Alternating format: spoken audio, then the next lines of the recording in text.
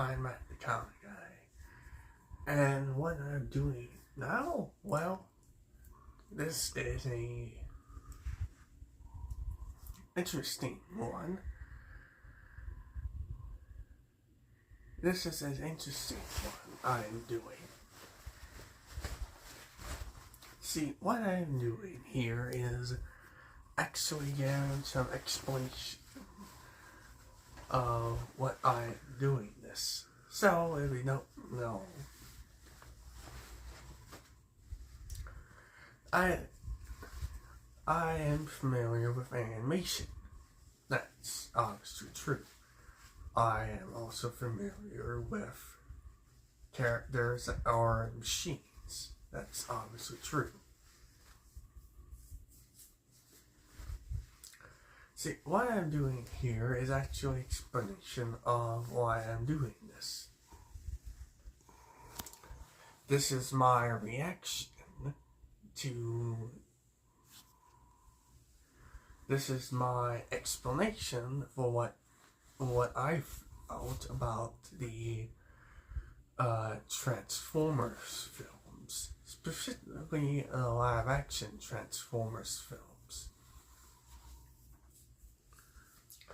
Transformers as a films have been there's been 9 of them.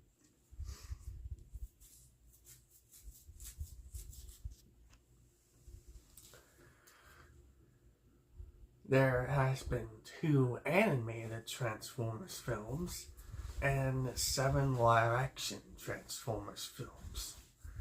See, one interesting thing about the live-action ones is that they have similar things of similar concepts of ways to introduce us to the characters, and they're kind of like the MCU movies where they have some unique characters that are introduced into the movies, or characters that were already introduced before.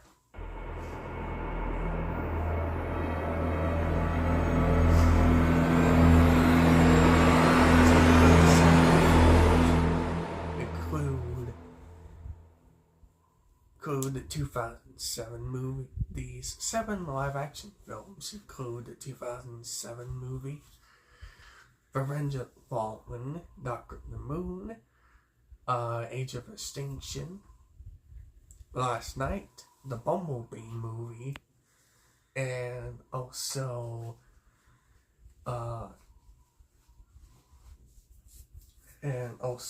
Rise of the Beast.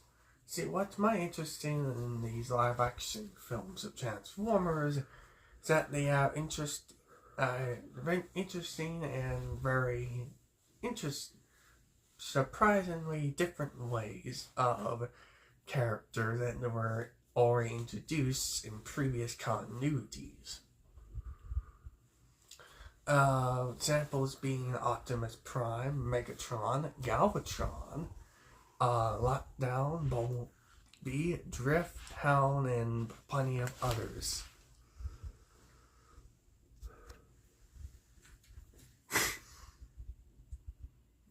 That's right. All of the Transformers from the live-action movies, for the most part, are actually from previous versions of different continuities of Transformers. Whether it be from Generation 1 or any other times of Transformers of different other continuities of Transformers.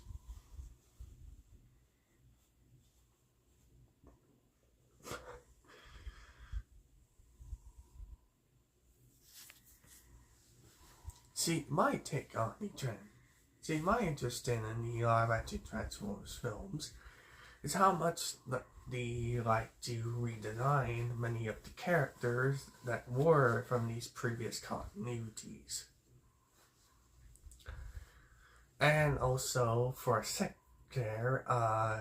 reason, I just liked how they transform into different vehicles, or in Rise of the Beast case, beast modes.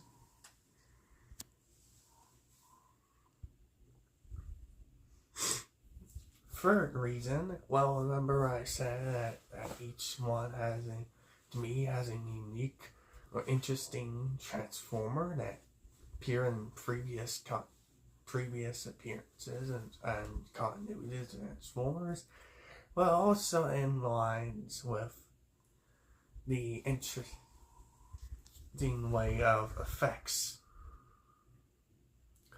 See, these Transformers have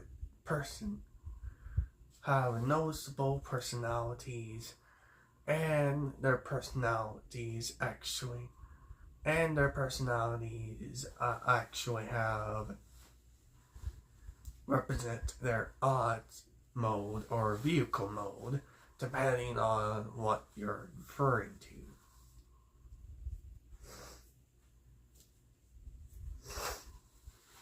Each of the Transformers from these movies have a different form of modes throughout each and every previous appearance they have before them. They either have a robot mode, or a vehicle mode, or a jet mode, or depending on what their odd mode is called.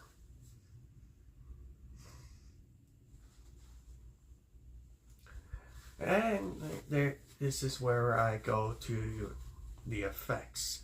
The effects look amazing on each of the live-action Transformers movies. I like how interesting they use different ways on how the odd modes of the Transformers are. When they're in that mode of transforming into a vehicle or a jet, or any type of thing, or a beast,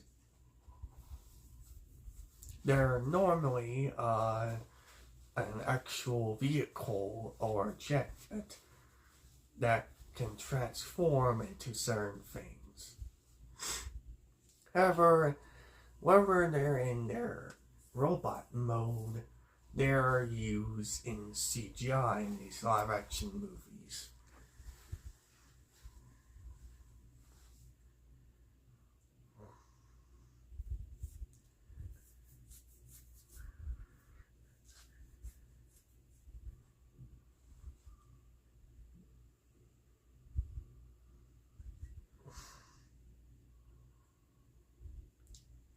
And my fourth and final reason of my interest in things and noticeable things I like about the live action films is the fact I like the style and the type of movies they actually are. I'm talking about the action. I really like how they face against each other. Anyway, that's my takeaway for the live-action Transformers movies. Next one is going to be sort of a crossover with G.I. Joe of these live-action films. Okay, so I'm Matt the Comic Guy. See you in the next video. Bye.